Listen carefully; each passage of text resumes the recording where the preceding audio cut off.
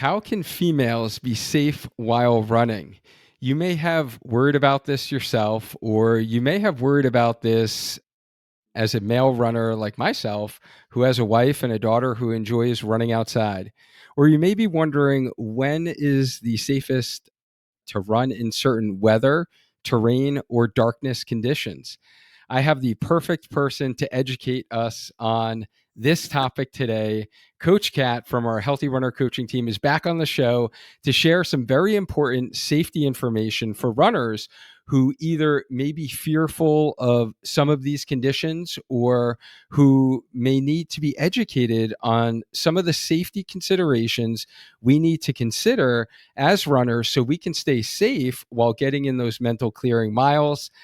This will be the official Running Safety 101 episode, so you can feel more confident and comfortable going out for your next run. Coach Kat, what's going on? Thanks for coming back on the show to share all your knowledge, experience, and wisdom on this topic that I know you are very passionate about. Well, it's great to be back. As everyone knows, when I find a topic I like, I can talk forever. And if you don't know that, you're about to find out. So and this and go this is ahead. a topic that you had an idea on for a while now. So this has been in the hopper. We've had this plan for quite some time, and I'm really excited to finally be able to share a lot of the ideas and the tips that you have that you want to share with our running community. So for those tuning in during your run, hopefully your run is going great. And really, what Coach Kat is going to do is really educate us all on kind of safe running tips for beginners, weather safety running tips, types of terrain and conditions are safest to run in with regard to trail running, what we should carry with us during our runs for safety, and how women runners can feel safest when going out for a run. So, Coach Kat, you know how we do this. This ain't your first rodeo. Give all the new listeners in our community a little bit about yourself and let them know why this topic is so important to you. Well, I am a healthy runner coach. I'm also a fitness instructor and specializing in my own personal opinion of treadmill running. That is one of my specialties, but I am a group fitness instructor. So I work with a lot of individuals, from beginners who are looking to run to more advanced people. And it gives me a unique perspective on runners or athletes in general, their mind.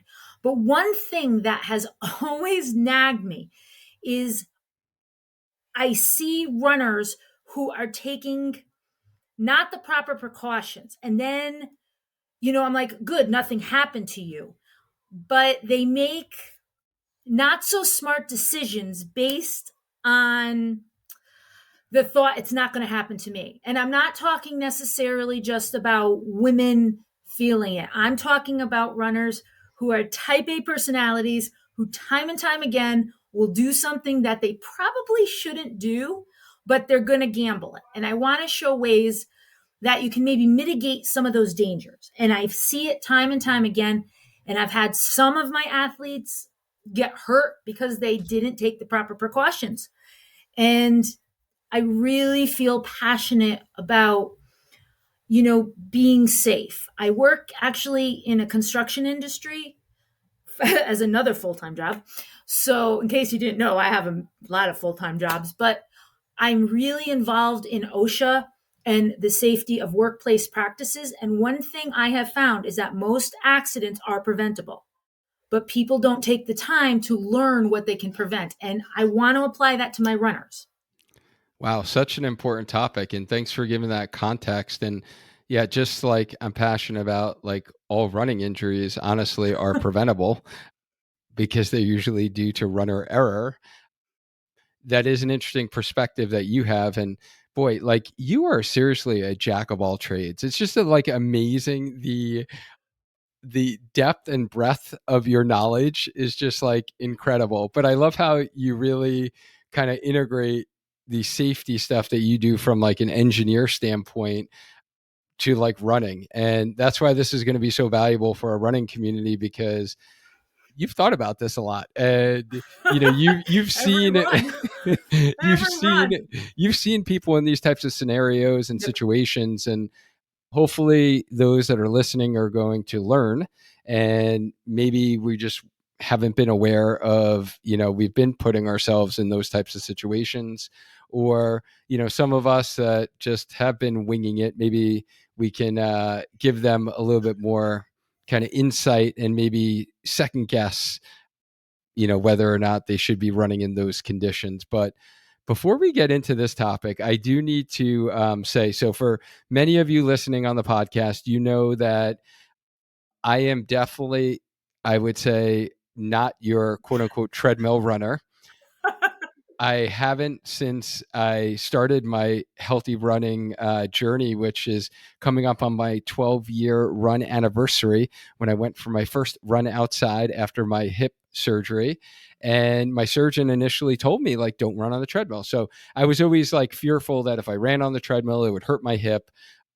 I come to find out that that doesn't happen. But in any case, I really avoided the treadmill for literally 11 years. Maybe I went on like once or twice during a run. I remember last year after your treadmill episode that you did on the podcast, I did give it a try. And this year, I've been in a situation where I've been on a lot of travel volleyball tournaments for both of my girls. They've been like 3-day tournaments on the weekends, and we had 3 weekends in a row: DC, then Boston again. And it was really, they start really early. So if I am going to get my miles in, like, I've been adjusting my plan, doing my long runs before the weekend. But even to get in like 3 miles or a 4 miler, I really didn't have time to like bundle up, go explore a new area that I wasn't familiar with. And that will probably go into some of what we're going to talk about Uh-huh. today. Running in Safety. the dark in like a city.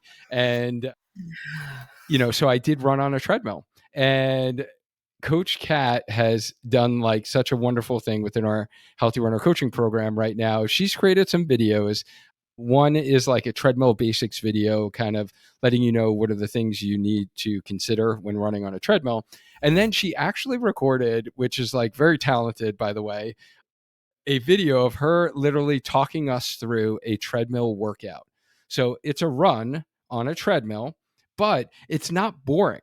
And like, I did the workout and I was just amazed. Like, I sent Kat a text like right after I finished it, and I was like so impressed, because even honestly, I was definitely like second guessing this whole like treadmill workout and like treadmill class like that you teach, on a weekly basis for, the YMCA nationally.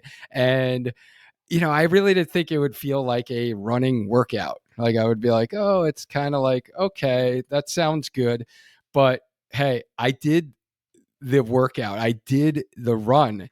And I can't tell you like how amazing it was. Number one, like how quickly the time passed. Because usually if I just hit like, oh, I'm going to do 3 miles on the treadmill, it feels like I'm doing 10 miles, right? It's just like amazing how when you're not seeing different scenery around you when you're on a treadmill and you're just running at the same pace the whole time, it just feels like forever for me.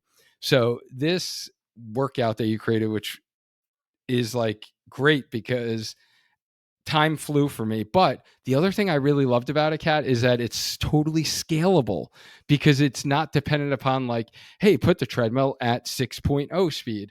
Now put the treadmill at 7.0 speed, right? Like, the way that you framed it, it's all scalable depending upon like your level of running. So no matter how fast or how slow you run, like, you can get a good workout and actually feel like, wow, like I accomplished something, and it was fun. So thank you so much for creating this video, and I have a newfound respect for all of the treadmill classes that you do, which I should have respected, by the way, because I know Coach Lou has done them many times before in the past. So, but now having done it personally, I know this is going to be super helpful for those in our coaching community. So thank you for doing that. You're welcome. I love it. Yeah, no, I can see why you do, honestly. I can see why you do. And for those who have been maybe even on the fence about like taking action in, considering our Healthy Runner coaching program, and if you're are a treadmill runner, number one, we usually have those that are primarily treadmill runners work with Coach Kat because she's our treadmill expert as your one-on-one coach. But for everyone in our community now to be able to have this resource for either those that, are forced to kind of run on the treadmill 1 to 2 times per week, if you have to get in an early, morning run and you don't feel safe going outside, or it is too cold, or the weather is not good. So the things we're going to talk about today, I'm sure, then having this resource available is amazing. And if you want to learn more about our coaching program, then you can click the link in the show notes to this training or schedule a call with me today. If you go to sparkhealthyrunner.com, you can get all the info. So really, as we get into today's topic, Coach Kat has really bucketed these running safety tips into like 5 main categories. So the first category is going to be like general runner safety, and then we're going to get into weather safety, we're going to get into terrain safety, daytime, nighttime safety, and then more like female mother runner, specific safety. So I'm excited to learn about this and to hear what you have to share. So what are some safe running tips for beginners? And I guess this will go into that kind of general runner safety category or bucket. The first thing I always recommend is you carry some sort of ID on you. And the reason why is if, God forbid, something does happen where you are not able to express who you are or what, if you have some kind of ID, they can usually then get somebody in your immediate family who can help you. You go out, you don't want to be that Jane Doe. And you want to have some ID if you need to. You also want to carry, and I know that people on the podcast can't see this, but on my phone, I have a little pocket in the back of my phone. And other than a Dunkin' Donuts gift card in there, I have a little bit of cash. Because what if you get stuck out there and all of a sudden you do need water? Like literally you need water. You can run if there's a store nearby. I carry maybe $5 with me. Always good to have a little bit of cash on you, and it doesn't have to be physically in your pockets. I also suggest you tell somebody where you're going when you go out for a run, approximate time and location. You don't have to be so specific, but in our phones, I have ICE, an emergency contact, where if somebody grabs it, they can figure out ICE. It's who is an emergency contact. But if you get stuck somewhere and you have only one emergency contact and they're sleeping or they don't answer the phone, what are you going to do? Make sure you have another person that you can contact. You don't want to put all your eggs in one basket. And I'll talk more about that as we get on. But just general safety rules: carry an ID, carry some cash, be smart, let somebody know where you're going approximately. And if you are allergic, I'm allergic to bees, I carry an EpiPen. If you do have an EpiPen, I know they are uncomfortable to carry it. Don't mess around if you have an allergy. And if you do have an allergy, a severe allergy, they do have those ID bracelets that you could put on your sneakers. You could put it in the back of your phone, with any kind of allergy or medical situation, that if something happens, the EMT or somebody needs to respond quickly, they will know this is the situation. Yeah, that makes sense. And I used to actually have one of those run ID things. Mm-hmm. I feel like they're a lot less popular. I don't know why nowadays, but maybe, I don't know, it's because most people do run with their phone, and now our Mm-hmm. phones do carry so much information in them, in like the wallet of a phone, like the digital wallet of a phone. But yeah, The that could be something helpful, right? Those run IDs or if bracelets. I suggest, if you have a medical situation where if something happens and you can't communicate, if an EMT needs to work on you, they will know if you have an allergy to something, an allergy to penicillin, Right. you know, an allergy, any medical allergies or any bee sting, anything that an EMT might need to know if something happens to you, I suggest you put it on an ID bracelet.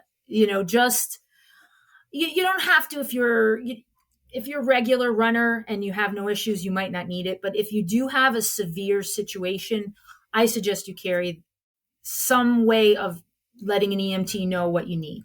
Right, right. Yeah, and I guess generally speaking, it's probably helpful for all of us runners, right? So like someone could identify your name. Mm-hmm. Like you said, if you didn't have your license on you. But yeah, I'm thinking of definitely like diabetics, like that'd be Mm-hmm. super Yes. important, because if you were out somewhere and you would Yep. want EMT to know, like, hey, this is a diabetic, maybe, their levels are really low or high, right? So, yeah, really good general safety tips. Makes sense. And I've definitely been in that situation where I've needed to buy water and I didn't have money on me. Yes. So, that's a really good tip. And now I do keep a little emergency cash. Yeah. And I do have in the back of my phone, because now most of the phones too are like magnetic in the back, which is nice. And I have a little wallet that like just sticks to it. So if I'm carrying my phone on my person, I could just take the wallet off easily, like with the magnet. So that works out pretty well, where I keep a couple of cards in there and some like cash, like you mentioned, some emergency cash. So it's always kind of on me. But yeah, excellent tips.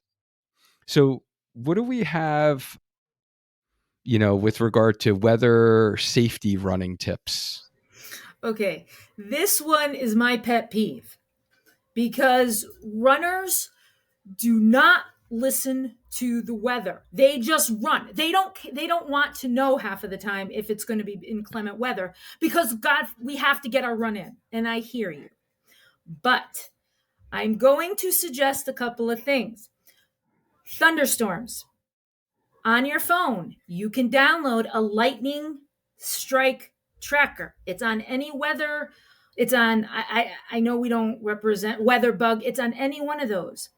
If there is a thunderstorm alert or warning, and please be aware if there is, look on your phone and see where the closest lightning strike is.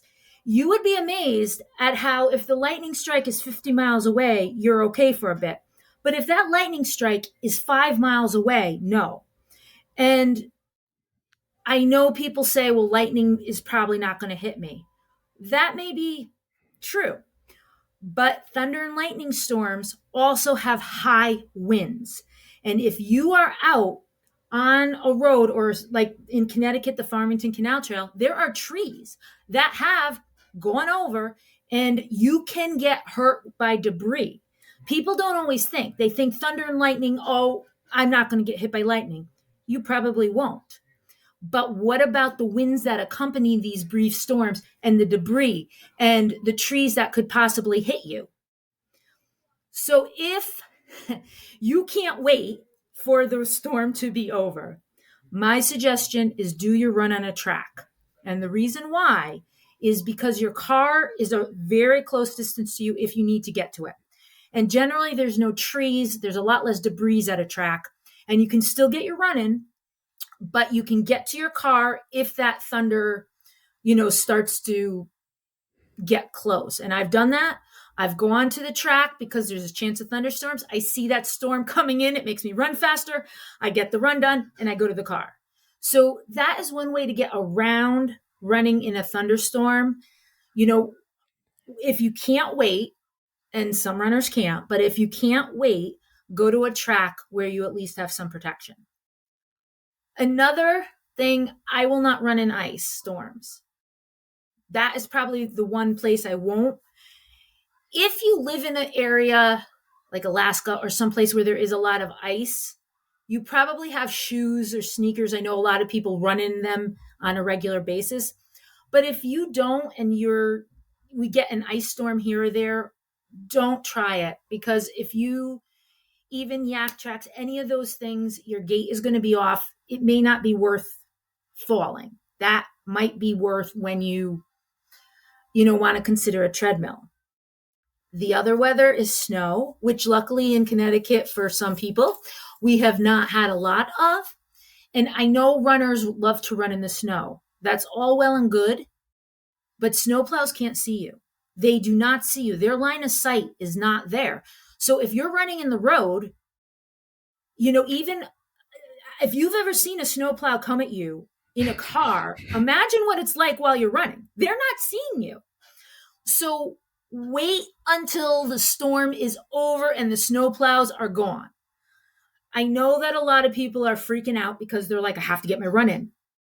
And I say this in I say this, a run is not worth your life or getting injured. It really, really isn't. And it may happen no matter what precautions you take, but try to eliminate some of the more obvious dangers. And a snowplow or cars even coming around a snowbank can't see you. They don't see you on a normal day. So imagine how it is with a little bit of snow. Middle of the day, the sun blinds you on the snow. So it might be the middle of the day and they're still not going to see you because the sun reflecting off the snow. And these are things I think of all the time. And the last one, weather is extreme, hot and cold, which is, I've done an entire podcast on cold weather running. And I've probably done a podcast on hot weather running. They're very different, but be aware of the conditions before you go out and take the precautions for either or.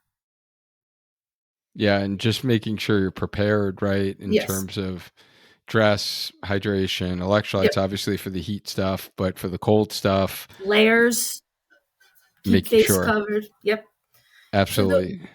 those are the basic weather. There might be other weather events. I don't live in the Midwest, so tornadoes are not an issue. And I don't say that lightly because that could be an issue. But generally, the thunderstorms around here is my biggest pet peeve with people who run in them because they're like, oh, I didn't get hit. No, you're not going to get hit by lightning. Well, actually, I don't know. My father did, but that's another story. Are you serious? Yeah, he was fine, but What? we were camping. It's another whole story. Oh my goodness. So, but it's why I don't like thunderstorms. But the biggest thing for me is that debris from the wind that is always accompanied by thunderstorms. You're more likely to get hit by a tree branch, just blowing, or even leaves or sticks. Mm-hmm. That's a consideration. So a simple solution, go to the track. Just go to the track. Don't try to run on the trail. Go to the track, please. Yeah, no, that's a that's a very good point. And we always like to add a little spark to our running, but not that kind of spark, right?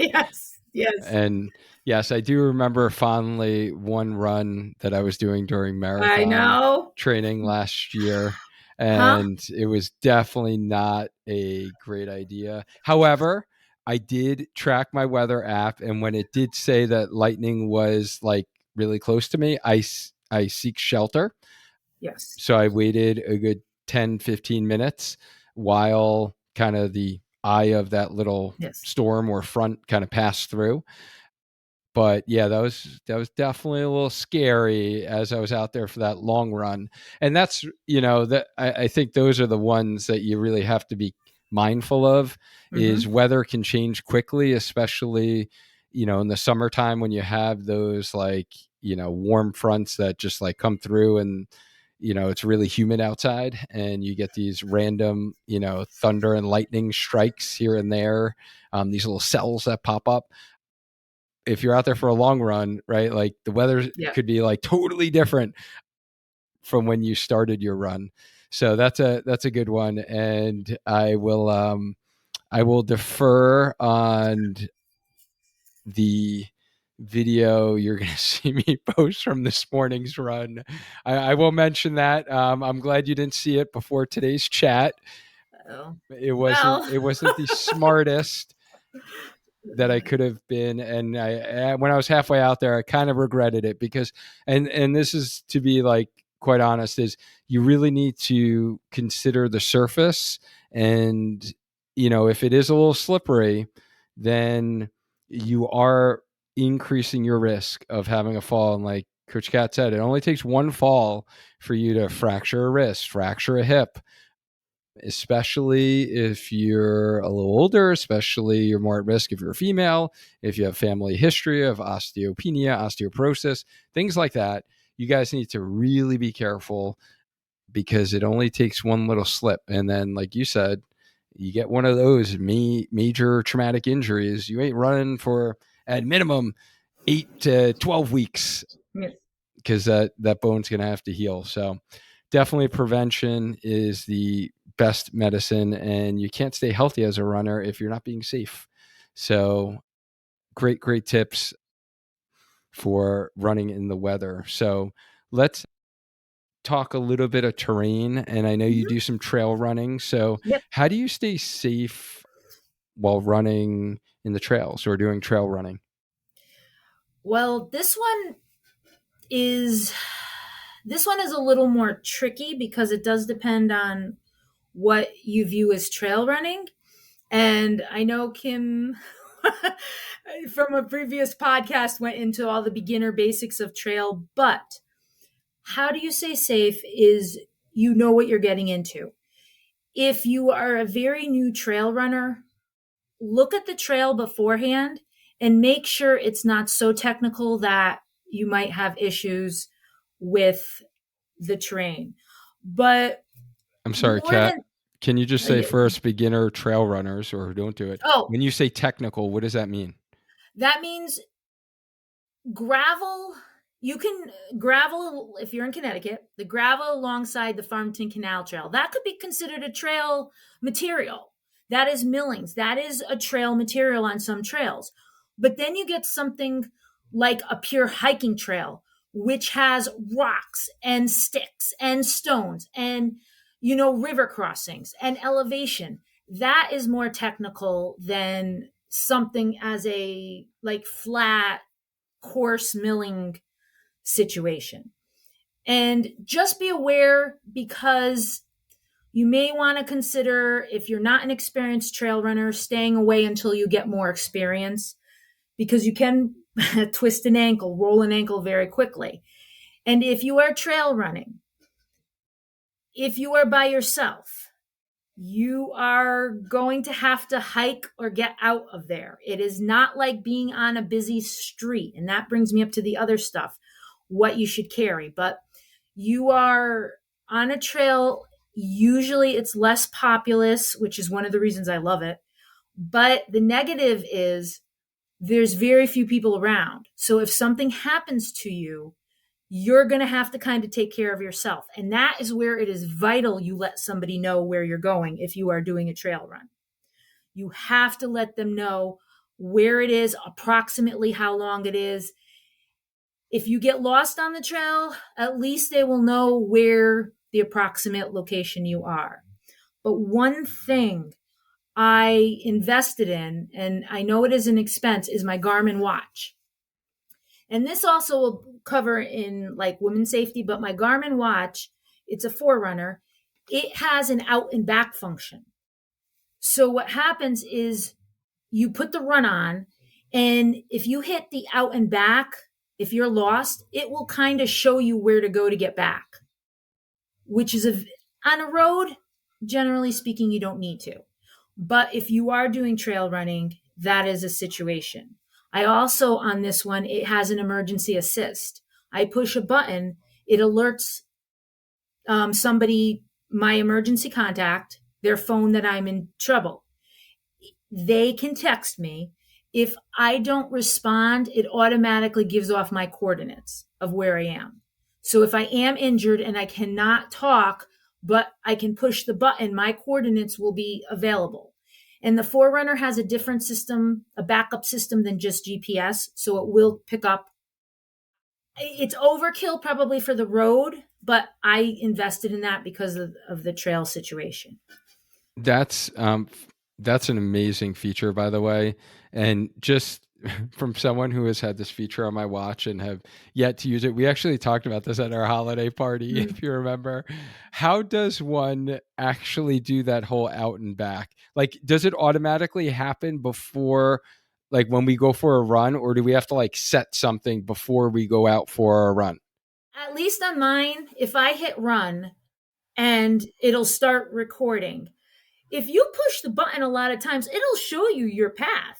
People don't know that. Just push the Okay. center button. It has all different screens. It'll show you the path. And I don't know off the top of my head, I have to play with it, but Okay. there is a back and it says back, and you push the button and it'll kind of direct you back. Nice. And I know I really need to try that feature because I have not It's used fun. it yet. It's good if you're in a foreign place. I know, and I'm always getting lost. Like I've I been know. discovering I should DC. I was discovering Boston, and I I sh- literally pop out my phone and pull up Google Maps to I like figure actually out how to get back. And I'm like an idiot because I should just use my Garmin watch. but yeah, I've seen your runs and I kind of chuckle. But the That's awesome. I do. I'm like, okay, Yeah, they're probably like Z's. They're like all over the place. Yeah, no, I am not a person who goes out and like plans like the I perfect know, loop run. I never have. I never do that. and and that's fine. You just have to take the precautions. Right. But the other thing I want to mention, and I'm trying to keep this brief because we all know I can talk for hours. But the other thing I want to mention is when I'm trail running, I do tend to carry a lot more stuff than when I am road running, and that is because there's less populace. So what do I mean by that? If I'm road running, my cutoff is usually about an hour where I don't need fuel. If I'm road running, back and forth. But when I'm on a trail, I pack food and extra water just in case I get lost. Because like Kim from the in, Inspired Souls Inspired podcast. Yeah, Souls yeah. podcast said, you sometimes are out there a lot longer than you intend to be. And that could be because you got lost. So make sure you carry, extra fuel and water if you're doing that. The I carry a tiny, tiny first aid kit when I run out there. And people laugh. I carry KT tape, strips, or I used to carry duct tape, but because duct tape is great for putting over blisters in a pinch and it's waterproof. So if you get a blister, you put the duct tape on, put your sock on, you can go over water. It's fine. It's an old runner's trail. It's a little old school. I I now, feel like that's like an old Italian thing. it's not. Ask any trail runner. They have rolls of duct tape. But why I like KT tape, and if you've never seen it, it's help me here. Kinesio tape or Thank you. kinesiology tape. Yep. I cut strips, and it is great for fixing anything. I had sunglass is fall like break, you could wrap it. But it's also good for if you're chafing, you could put it on. It is a very lightweight tape because I want to be light. And I also carry a small, small, small sample of Aquaphor, which is great for if you have a blister or you're chafing really bad and it's really uncomfortable, which can really be really, really, really uncomfortable, as we know. I put the Aquaphor on. But carry a couple of extra things, fuel, water, and it doesn't have to be a lot. It can be a granola bar, it can be a package of gummy bears. Whatever you want to carry, even. Where's Brooke? She's going to yell at me. But I mean, something quick if you need to. But carry that first aid kit just in case you do need a band aid or you do need something. I go a little overboard in my pack. You don't, my pack, I have multi use tools. I have gloves. I have like rubber glove, anything you could think of. But that's a little overkill You have like for the average. antacids, I, you have everything. You're like the person like someone wants to run with. Like if you want to go for a run, you go for a long run, you want like Coach Cat with you because she's got everything that I'll could pull out possibly snacks happen. for you.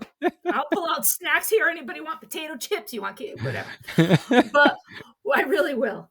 But just the basics for beginners or not even beginners, for people who don't want to carry a lot. If you are a trail runner, chances are you're using a hydration vest. So you want to carry extra fuel and water, a small first aid kit, duct tape if you're comfortable with it, or KT tape, and maybe some Aquaphor tiny samples of it. The first aid kit's going to come in very handy, probably in ways you didn't know. If you're road running, I carry it just because it's in my pack, so I just throw the pack on whether I'm road or trail. But you generally want Carrying a small first aid kit or Aquaphor or something for anti-chafing is probably a good idea, because you may not get injured, but I've come across runners on the trail who need first aid kit. Mm, I don't need it, but I've seen somebody who actually needs my first aid.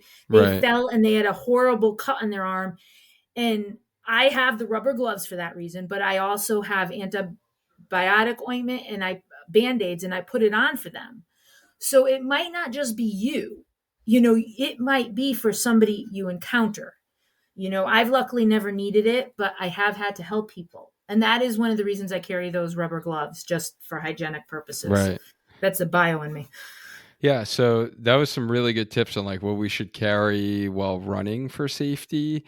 Definitely, I think for trails, but then also like your road runners on the long runs, right? When you're out Mhm. there, anything over an hour, right? Some of you are out there 2 hours, some people are out there 3 hours.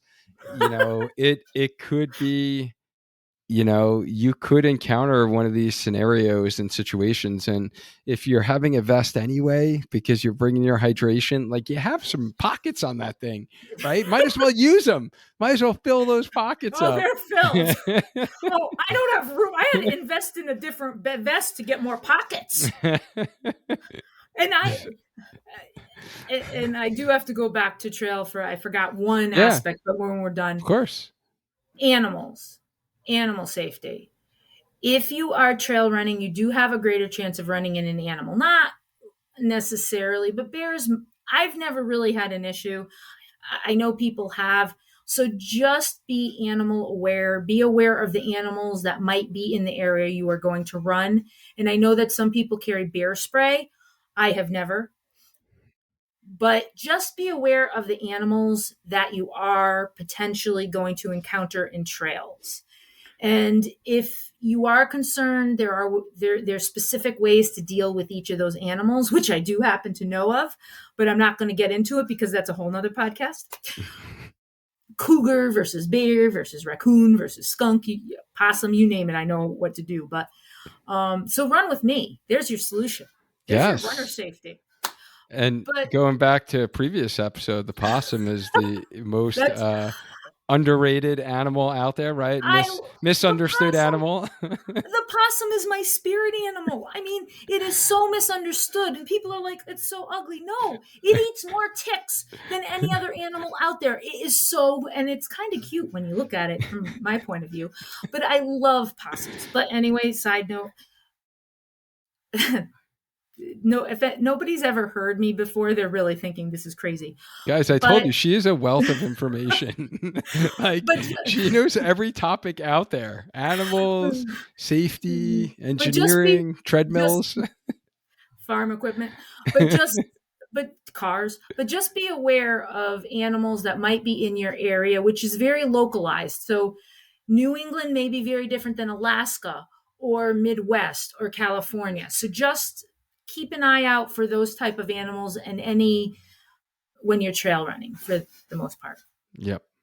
Yep. No, great point. And I think Brooke, I believe, runs with bear Yes. spray in Alaska. Yes. And I know Whitney has had some encounters with, I believe, coyotes, I want to say. And she has to deal with snakes Right. where we don't really have we do have two poisonous snakes in Connecticut, but do you want me to name those two? I won't I even get have no into. clue. Don't worry about it. Hopefully you won't run into them, but they are there. I told you. I worked at the Bronx Zoo for a while too. In the reptile house. Oh my That was goodness. This is my great. favorite. I love my reptile house. I mean, Samantha the boa constrictor. Long story. I How worked in. how do I like literally learn something new about you still after like knowing you for like 3 years and all the conversations that we've I had? went to. Like I I went to. continually learn new things about you. I did my undergraduate in New York at a college in New York, and my internship for 3 years was at the Bronx Zoo. So I did my thesis at the Bronx Zoo, and I learned a lot of animals at the Bronx Zoo. But that is a whole nother story. All right, so we Yeah. covered trails. We covered kind of what to carry with us for safety. Yeah, so let's talk about this kind of how do we be safe while running in the dark? All right. Here's another pet peeve of mine. And everybody in the Healthy Runner group has had the same complaint. You're driving at night and all of a sudden you slam on your brakes because you see a runner and they're in all black and they're not running against traffic. Run against traffic and don't wear all black. If you do wear all black, use Knox gear or a reflective thing. Knox gear is great. And there was a whole podcast, I believe, on Knox gear about why their their system works so well for distracted drivers and it flashes at a there's a scientific reason, but Yes. why Knox gear is so great. But a lot of times people start their run at maybe 4 o'clock and they don't realize that it's going to get dark, but not sunset isn't until 6 or 6:30. But people in cars can't see at dusk. And that's where the most deer get hit for a reason because you can't really see. So if you're going out and you know you're going to be out for a while, put the Knox gear on. I wear a headlight and gloves that light up, but the headlamp is so I can see where I'm going. And the Knox gear is so other people can see me. And even if it is not dark yet, but you might be out there when it's getting to dusk, it's not going to hurt to put the Knox gear on. It's just an added layer of protection, and maybe you do have a longer run than you anticipated, and then it is dark and you can't see and people can't see you. So if you're running anywhere around sunset an hour before, just put the Knox gear on. It doesn't take any, it's lightweight. You could feel like a superhero. I do when I put it on the back and I have the gloves on that light up and the head. I mean, I've actually had, I've run on the trail. I, I have specifically put all my headgear on and I've run on the canal trail when it is a little darker than it probably should be. And I've had people come at me and say, "You're blinding me." That's how bright everything is. So you want cars to be able to see you at night. So if you're going to wear black, put some reflective stuff on and run against traffic so many times. And they don't, they're just, even today, careful in crosswalks. Make sure if you're at a crosswalk, don't assume the cars are going to stop for you. They do not. You have to make sure, you have to take responsibility for yourself at sometimes. And a crosswalk is one of those. Yes, you're supposed to stop. We do as runners, we will stop for runners. Other people will go right through. And if they don't care, maybe they're not looking up at the time. So be very, very careful in crosswalks. Driveways, cars pull out. They don't see you if you're running in on a sidewalk in a suburban area. There's a lot of road safety that you just go out and run and don't even think about, but you need to be aware. There's been a lot of pedestrian accidents recently in Connecticut. And, for whatever reason, cars don't see them. Now, but you need to take as much responsibility for yourself as you can and make sure everyone can see you, but be aware of cars.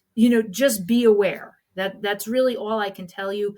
Don't look down the whole time. Look around, see cars coming at you. Really, that's just my best suggestion for that type of night running or street running. Wow. This is so important, guys. And for those of you who are newer to running, this part, I think, like, this is need to know information. You really can't mess around. If you're newer to running, I think the crosswalk, point is amazing because this will happen to you at some point if you don't do it. And was me in the beginning. I thought everyone stopped and I just run through. And then you soon learn that people you thought saw you didn't see you, and or they think they have the right of way because they're in a car and you're not, and they don't stop. So, like, literally this happened to me this morning.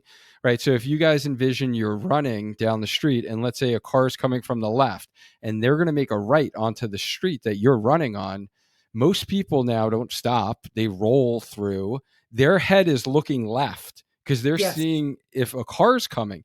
So they're never looking to the right, which is where you are because you're running against traffic. And they rarely ever see you, and they always make that right basically when you're approaching, right, like that street at a 90-degree angle. So now even when cars stop for me, like I appreciate that, but I always run behind them.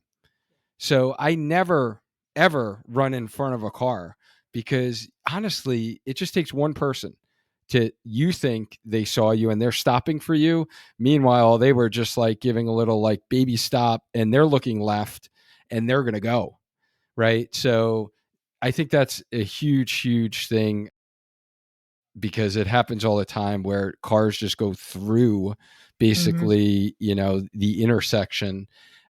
So I never trust them. Never trust them. Even if they wave at me or whatever, I say thank you. I run behind them. I go out Yep. of my way. I make a right angle turn. That's fine. It adds a little variability to my run. So I'm not running completely straight clean. So I pretend I'm like you on the trails. I'm just dodging a car, but I'm running behind the car. So that's point number one. Point number two is in case they didn't understand what you said about dawn and dusk, it is a Yes. fact. It's actually, even though we perceive it as being lighter outside because we're running and we're like, oh, the sun's starting to come up. It's like dawn. It's more lit outside. I don't need as much lights on me. For cars, the visibility is actually less. It's like a difference between the whole like when it's pitch dark and there's street lights overhead, like you can see better than when it's dawn or dusk. So that's a good point because sometimes we like perceive it as being a person outside and we're like, it's lighter outside. I don't need as much reflective gear. And then third point, Knox Gear, in case you guys haven't noticed, they've been a partner of the podcast way from the beginning. We did an episode with them, brought on the creator, the engineer. It does deal with light science and how our eyes perceive light. And it's basically, for those who haven't seen it before, it is a little vest and it does have reflective, like any of the other reflective vests. So at minimum, get a reflective vest that like when headlights get on it, it will actually see you. But the problem with that is that I learned is it's not changing the light source for like the headlight and it has to wait for the headlight to be on you. Whereas if you're running with Knox gear, your lights are flashing and it's changing colors. So then someone driving is going to be able to see you, you know, even though their headlights aren't on you. So if you're running through the crosswalk, they're going to see you before their headlights actually light you up. So it's an amazing product. We've been using it for over 3 years now, and they just released, a couple months ago, their tracer lamp that actually connects right to the vest, which I absolutely love. I like it better than any of the headlamps that I, used to use just because it's not like bobbing on my head. And the beam of light, and I actually run on the same trail now, Kat, before my gym days. And yeah, that thing lights up the trail. It's like whew, this whole You're, beam. It's like pretty cool because it's like a dark path and there's like trees on each side, and this thing's like lighting the way. yep. So yeah, both of those products are amazing. I'm actually gonna have they'll be linked to this episode definitely because it makes the most sense because that is our partner for safety. Yes. And so you guys, can get 35% off using your Healthy Runner discount by just going to their website. Amazing products. Like even if whatever they didn't support the podcast, I just think they're amazing products. And like any of you who are running in dawn, dusk, dark conditions, like need to be running with it.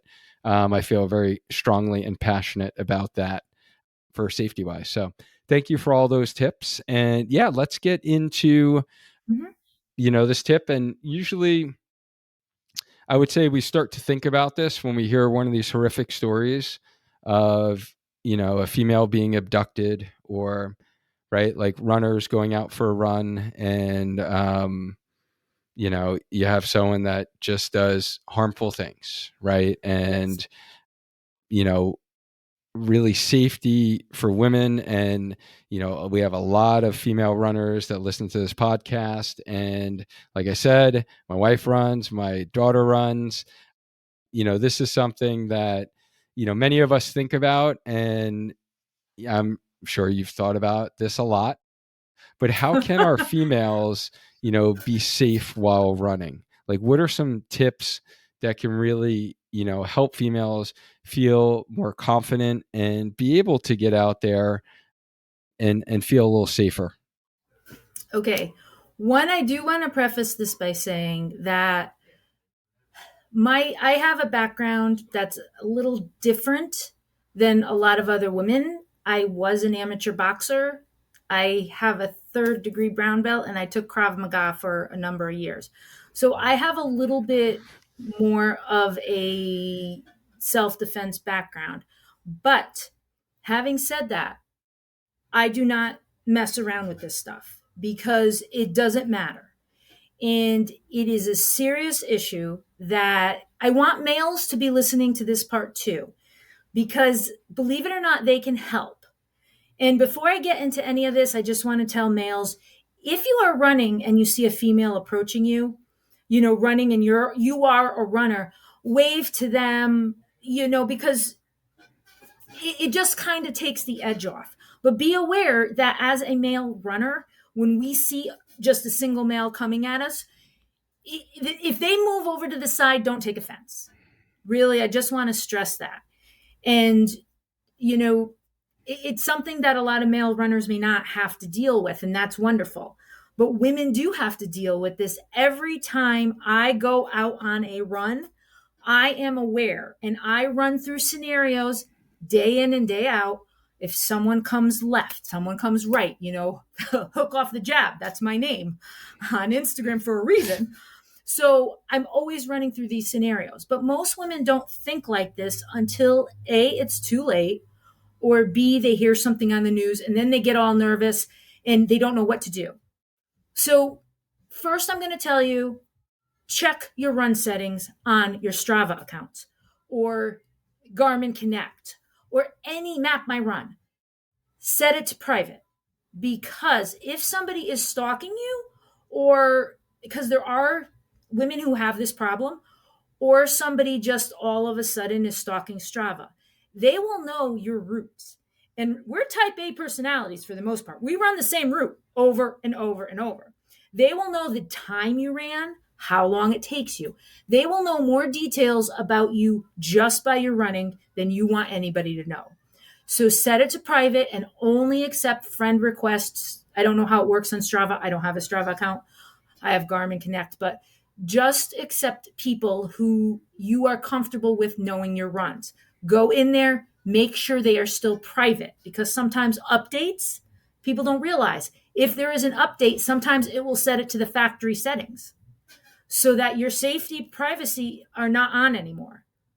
So after every update, make sure you're checking your privacy settings. There's no reason, even if you're part of a big group, which I know people do the competition, still always be aware that who is looking at your runs, because they can track very easily that way.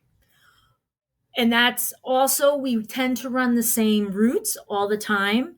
We know what an 8-mile loop, a 5-mile loop, a 3-mile loop is. Mix it up. I run the Canal Trail in Connecticut, which is fairly safe, a lot, but I don't run the same time all the time, and I don't always run the same days. I'm on there quite a lot, but I try not to follow a pattern. I start at different locations. I don't always start at Todd Street. I'll start at Sherman Avenue. And I know if you're local, you know what I'm talking about. Or Lock 12 or Cornwall Avenue. I don't just start at one run, one location, run and back. No, I'm always mixing it up. It would be hard. It's actually hard to find me anyway, but you mix it up. That's my suggestion for you. I know we have our routines and our routes, but don't do it at the same time if you can. Just always be aware of that. That is also about the treadmill. If you feel unsafe or you're uncomfortable, you can use a treadmill. If you don't have access to a treadmill, maybe see if someone will run with you. You know, there's safety in numbers, so that may make you feel better. But again, let somebody know when you're going out for a run. If you have the Garmin, which you can't see because I have that, but the Garmin, you have your emergency assist.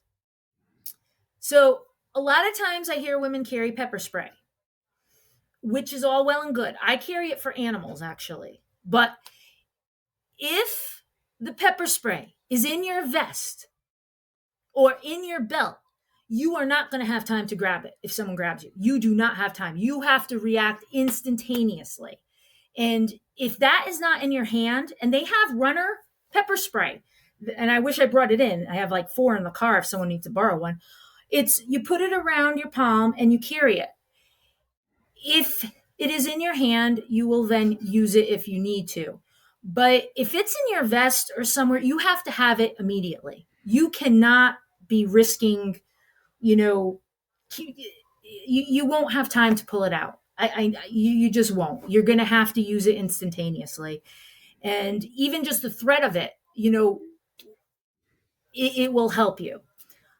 Yeah, and I that's also, a yeah. sorry to interject, but I think that's a great practical point because I feel like there are many runners that Mhm. probably have it in their belt, behind them, or in a vest. And it, practically speaking, I think you bring up a great point that it probably just provides a false sense of security.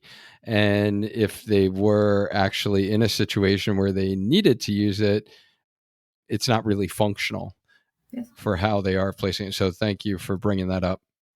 And a lot of these are going to be very practical tips.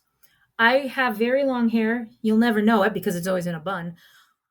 I put my hair under a hat, and that's so nobody can grab my hair from behind. Now, again, I am the person that has thought of almost, not every, but almost every scenario so you don't have to.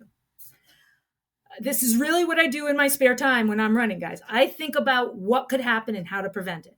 So I wear my hair up under a hat. Nobody, you can't grab your hair because if someone's behind you and you don't hear them, they're going to try to grab your hair.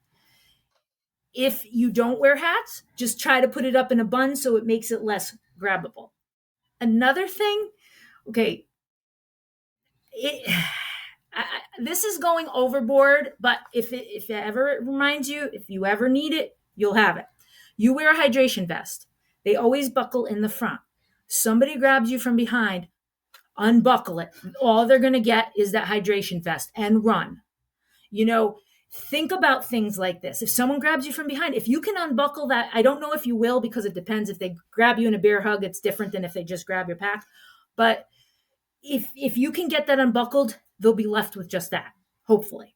Mm-hmm. Which brings me to my other point. Do not engage. Do not engage an attacker or anybody who you feel threatened by. We're runners.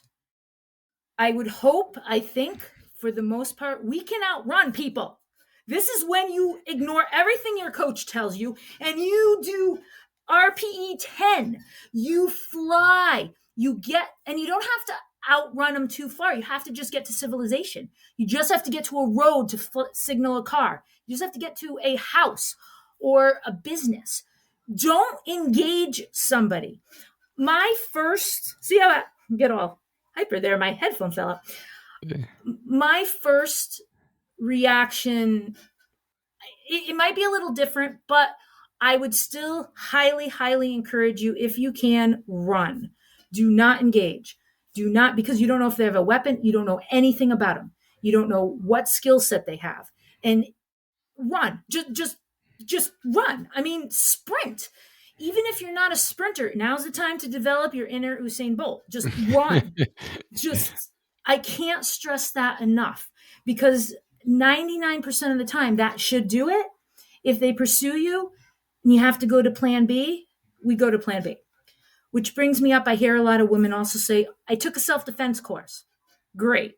You took one self-defense course all day. That's wonderful. You may have learned some great techniques. 8 months down the road, 1 year down the road, are you going to remember any of those? If you don't practice this every day and you don't think about it, it can give you a very false sense of security because as a boxer, I can tell you, you have and I think Mike Tyson said this, but everybody has a plan until they get punched in the face, and that is accurate. I know how to absorb a punch. I know how to punch. But when somebody punches you, you're for a second there, you're like, it has to be instantaneous reaction. You have to be able to come back from that. And if someone grabs you and pushes you to the ground, somebody is in a bear hug, are you going to be able to remember what you learned in a 1 day self defense course? You might. And if you do, great. But it should be something that's second nature. That is why I tell people to not engage and to run, run away, because I don't want people to get a false sense of security. And that can happen. And, you don't want to be in that situation where you're trying to remember what to do. And if you are in that situation, scream, kick, do whatever you have to do, play dirty. It doesn't matter. You do whatever you have to do to get out of your situation. And I don't want to be a downer here because this may not happen to 99.9% of the women out there. But I hear it, and it's a small, small, small percentage. But I hear so many women afraid.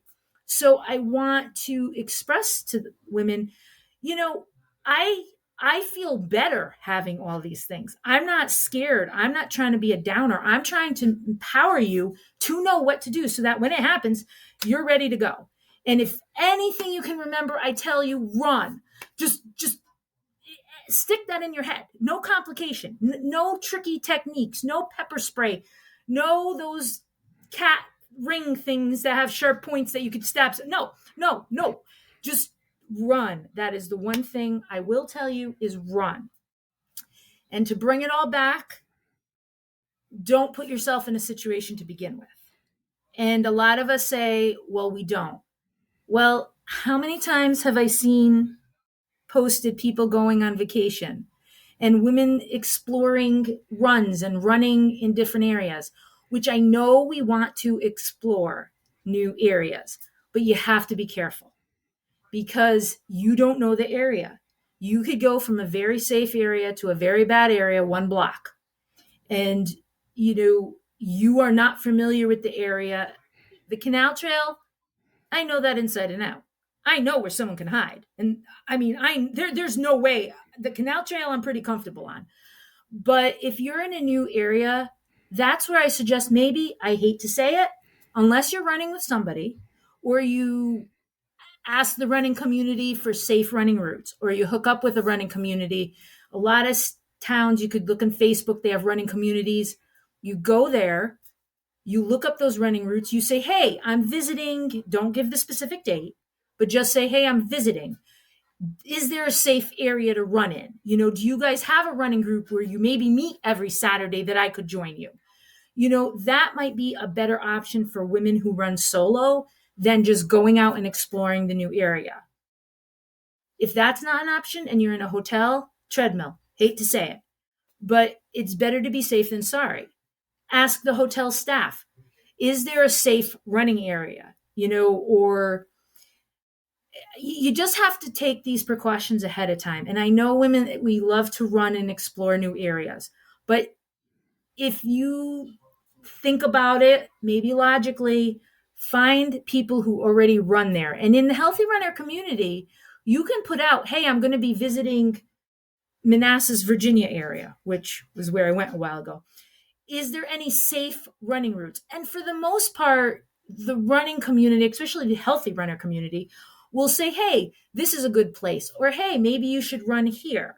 You don't have to give specific dates. And then if you see somebody who who happens to stay there, hook up with them to run. But these are all things, concrete, solid ways to not be afraid as a woman runner to run. And let somebody know where you're going, but just be aware.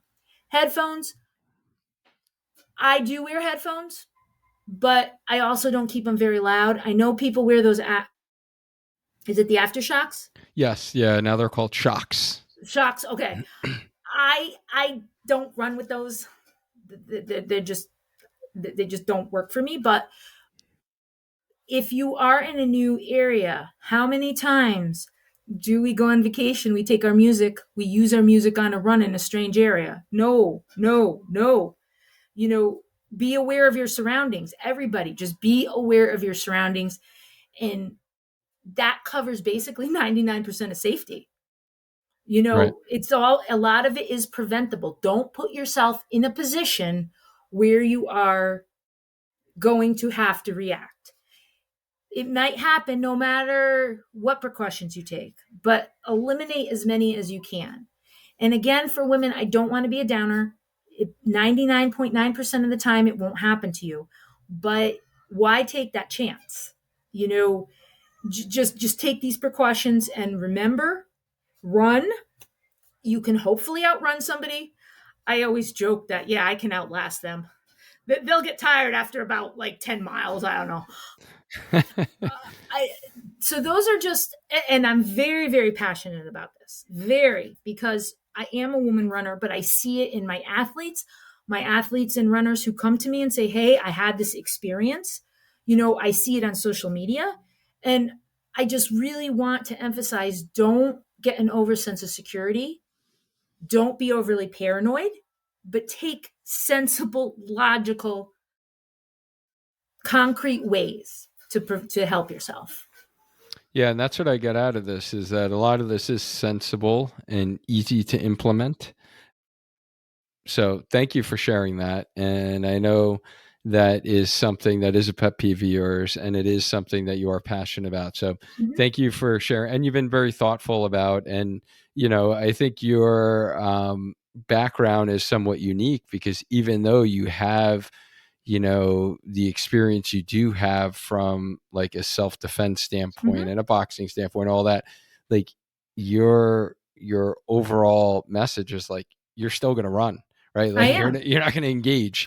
I will not engage, even if I probably could. I am not going to engage unless it is the last resort, because again, I've been hit in the face. You like it, you can recover, but it'll throw you for a loop. So I will run.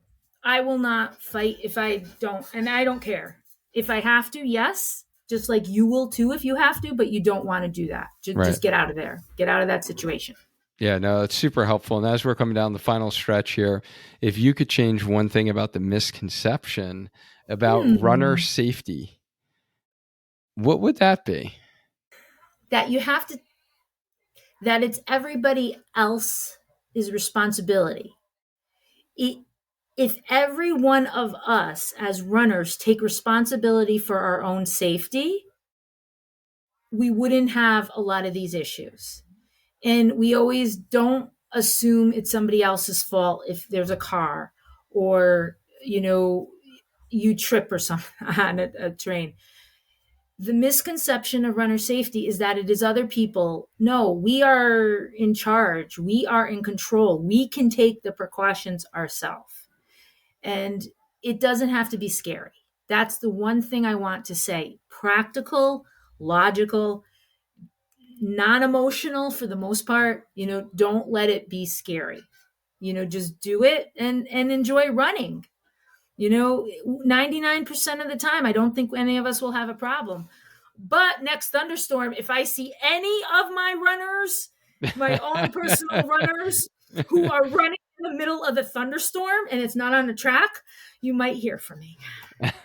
Just saying. Coach Cat is watching. I am. No, this has been super helpful, and I love how you said that we could be proactive, because you know how passionate am about being proactive in injury prevention. So just kind of recapping this, guys, Coach Cat shared a lot of helpful tips, really kind of sharing 5 really running safety tips or buckets. We talked general runner safety, weather safety, terrain safety, daytime, nighttime safety, and then female runner specific safety.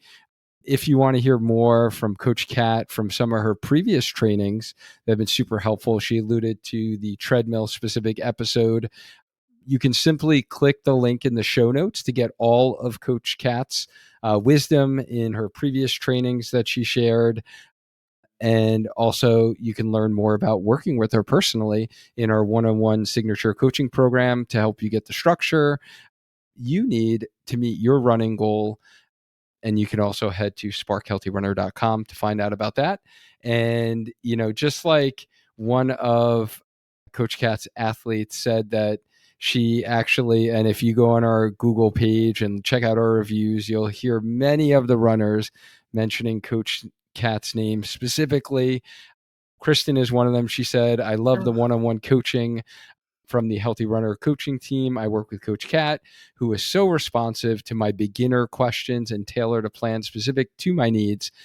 It was great being able to tap into Duane's knowledge as a physical therapist as well. The strength training part of her training plan was key and made very accessible.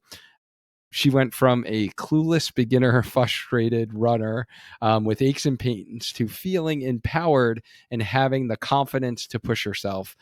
She says, worth the investment in herself. So if you guys want to get some of the goodness that Kristen got, you can simply head to our website and you can schedule a call with me, and we'll see if you're a good fit to work with Coach Kat or whomever would be the best fit for you on our team. And Coach Kat, thank you so much. you're welcome. Always a insightful episode. So much knowledge in that brain of yours. Thanks for sharing it and educating our community about runner safety today. I I'm glad I was able to. I hope somebody takes something from this. I'm sure they're going to take more than one thing, honestly. And thank you guys, the listeners, whether you're catching this during a run on the podcast or watching the video version on the Spark Healthy Runner YouTube channel. I appreciate all of you. And if you're liking this training, then you will surely like the next. If you're listening on the podcast, queue up episode 159 to learn all about how to grow as a runner in 6 easy steps, or just click the video I have here within YouTube. Let's maintain a strong mind, a strong body, and let's just keep on running. Until next time.